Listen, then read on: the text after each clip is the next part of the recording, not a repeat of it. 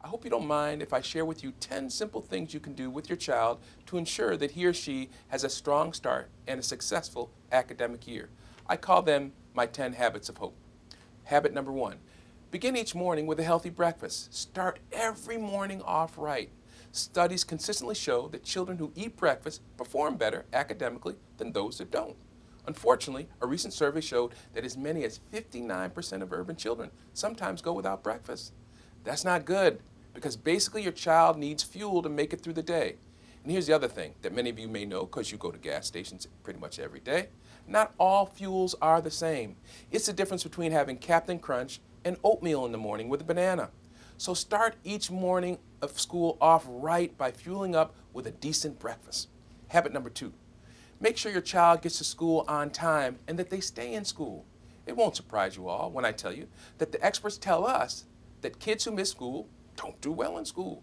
So whether you walk your child to school or whether your child catches a bus to school, make sure that your child gets to school on time and make sure that they stay there by checking in with your child and with his or her teachers. That leads me to habit of hope number 3. Build relationships with your children's teachers. The researchers tell us something that we all know, that in order to build a successful bridge between a child and his future, it has to be anchored at one end by strong parenting and the other end by good teaching. Habit number 4 is one of my favorites. Read. This was a book that I read to my son, who is now 28, when he was 3 years old. Reading is the foundation for all learning. A child who does not read well by 3rd grade is 4 times less likely to graduate on time. 4 times less likely. Expose your child to a variety of reading materials, newspapers, magazines, books, internet, websites, and be ready to discuss what he or she has learned. Helping your child develop strong reading habits and skills is one of the most important contributions you can make to your child's education. Habit number 5, practice writing at home. Letters, journals, email messages, done grammatically correct, of course, and grocery lists are all writing opportunities. Encourage your child to become a creative and effective communicator. For example, rather than buying an expensive impersonal birthday card at the store, have your child create their own birthday and anniversary cards. Encourage them to write letters to friends and families when you're away on vacation. They will become better communicators, and at the same time, they will become closer to you and the ones they communicate with. Habit number 6, make math a part of your everyday life. Hey, listen, math is all around us, from gardening to grocery shopping to cooking. For example, every time you use a measuring cup in the kitchen, that's mathematics. These are old school methods that will help your child get ready for the new math. Habit number 7, break bread. Speaking of cooking, I know it's tough to find the time to spend with your family, particularly at the dinner table, but you all know that's very important.